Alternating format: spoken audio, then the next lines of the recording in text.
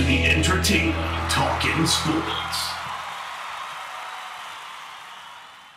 What is going on, football fans? Back at it with another New York Giants video. Before I get started on the video, just want to let everybody know I will be live tonight with Bad Dog for Talking Giants at 10 o'clock as we start to alternate channels again for that, as free agency is fast approaching. It's March 1st. We're 2 weeks away. But I wanted to jump into a couple of stories. Late last night while I was streaming the Knicks game, news came out that the New York Giants brought back Pat Flaherty. Flaherty, of course, coached with the Giants under Tom Coughlin's tenure. We'll get into his resume and how he may help this New York Giants offensive line. Now, he's not coming in as the offensive line coach. Of course, the New York Giants already hired one of those, but he will be an advisor, you would think, to the offensive line, especially when you look at his credentials and the job he did with the New York Giants while he was here. But I think it was a good move regardless. We're going to jump more into that.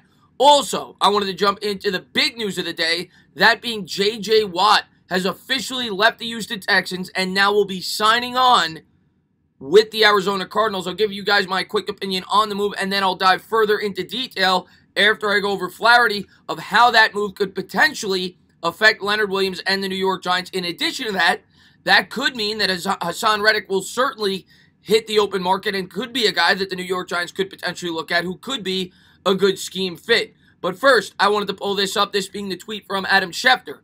J.J. Watt is signing with the Arizona Cardinals per J.J. Watt, and J.J. Watt actually was the first guy to break the news before Arizona announced it. He came out, showed a picture of him working on an Arizona Cardinals t-shirt. The deal worked out to be 2 years, $31 million. I believe $23 million of it fully guaranteed on a 2-year deal. Now, J.J. Watt, make no mistake about it, is one of the greatest defensive ends of all time, but this is a guy getting up there in age. I believe he's going to be 32 next year. Now you're going to pair him opposite Chandler Jones, and they could, if all things break right, have a great tag team there. Now, Watt has not been the same player for a few years. You go back to 2018, I think he had 16 sacks, but over the last 2 years, he hasn't done a ton in that department. He's still a very good football player, though. He's still a very good leader. Do I think they overpaid? Yeah. Now, it's only a 2-year deal. I get that. It's only a 2-year commitment, and you probably feel like he'll be able to give you enough to warrant giving him that kind of contract. But how could that contract affect Leonard Williams and his line of thinking with free agency, and what could the New York Giants do if they feel like they don't want to overpay? Well, the obvious answer is franchise tag him. But, you know, when I saw this, the first thing I thought about was Leonard Williams. I saw a lot of people on Twitter talk about Hassan Reddick. Well, I thought about Leonard Williams and what his contract demands may be. I'll jump further into that, but first, I wanted to talk about Pat Flaherty, the new coach on the coaching staff for the New York Giants. This coming out from Dan Graziano. Per source, former Giants offensive line coach Pat Flaherty will return to the organization this year, joining Joe Judge's staff in an advisory role, helping out with the offensive linemen, among other duties. Flaherty was on Tom Coughlin's staff from 2004 to 2015, which is where he handled the offensive line. And obviously, we remember back to the good days of the New York Giants. That's when you started to see them really get an uptick. By the time they hit their first Super Bowl, they had a great line, and the year after, they probably had the best offensive line in the sport. And obviously, Coughlin thought very highly of him. I think he brought him to Jacksonville when he left there. But we're going to go over his resume. Here's his resume. I'm going to skip to the NFL. He does have experience as a tight ends coach as well with Washington and the Chicago Bears. Was the offensive line coach for the New York Giants for 12 years, from 2004 to 2015. He then moved on after Tom Coughlin was relieved of duty and became the offensive line coach for the 49ers for 1 year. I think they fired their coach, then got hired by the Jaguars, which of course is where Tom Coughlin was from 2017 to 2018. Then he went to the Dolphins in 2019, where, of course, the New York Giants have gotten a lot of their coaches. The kicker is he was relieved of duty before the season even started. I remember this story when I was doing research on Dave DeGuglielmo. He was the guy that replaced him. Well, now he's kind of replacing Coach Googs. Even though he doesn't have the official title, he's coming on here to try to help out this offensive line. He later went on to talk about Andrew Thomas and how he thinks he is going to be a great player. But first, we'll talk about this.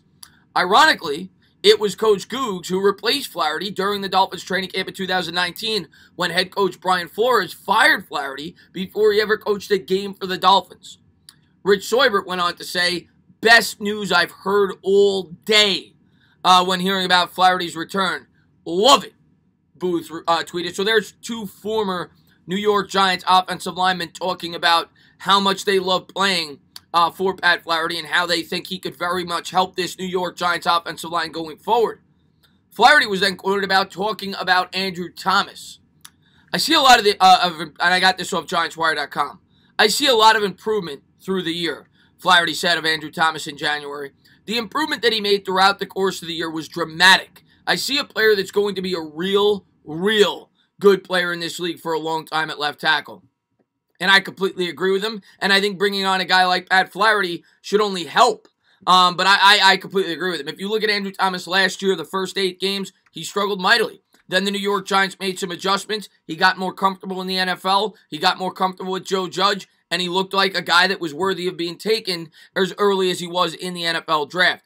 Coming back with more familiarity, now you add a guy like Pat Flaherty, I think it should only help Andrew Thomas and in turn help the New York Giants line going forward, which continues to be one of the biggest storylines going into 2021. So I think this was a slam dunk hire by the New York Giants. I am very happy that they were able to add him on as an advisor. He should only help assist, the new offensive line coach on the football team.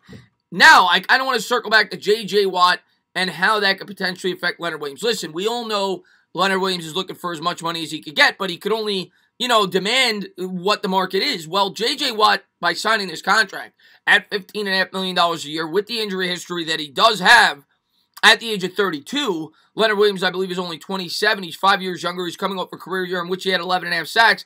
He's looking at this deal, in my opinion, and probably saying to himself, well, if JJ got close to $16 million a year, I got to be worth at least 20 or 21 with my age and the production that I gave to the New York Giants last year. The Giants are in a very tough spot right now, and they have until March 9th to decide whether or not to franchise tag him if they can't work out a long-term extension. But as I've said all along, I don't expect Dave Gettleman to fold to the pressure, and I don't expect Dave Gettleman to give him a 4 or 5 year deal at $22 or $23 million a year, which is what the market may dictate in the end. With the shrunken cap, I think the Arizona Cardinals definitely overpaid for J.J. Watt. As far as his decision to go to the Cardinals, I don't really understand it, to be completely honest with you, and I'm not trying to bash the Cardinals. The Cardinals won 8 games last year. They've got a young quarterback with a world of ability who a lot of people feel like could be one of the top 4 or 5 quarterbacks in the league. But at the end of the day, if you're J.J. Watt, you're approaching the tail end of your career, obviously they probably offered you the most money. So I get that. But from a winning standpoint, you go into the toughest division in the sport in the NFC West. The Rams only got better by adding Stafford. The Seahawks still got Russell Wilson, and you got to figure the 49ers bounce back. I'm not saying the Cardinals can't compete, but it's going to be tough for them to even make the playoffs, playing in that division, playing those teams 6 times a year. J.J. Watt had other options like even the Cleveland Browns or the Buffalo Bills, possibly even a team like the Tampa Bay Bucks. But in the end, it sounds like it came down to money for him, and I would be surprised if anybody offered him more, which is probably why he ended up with Arizona.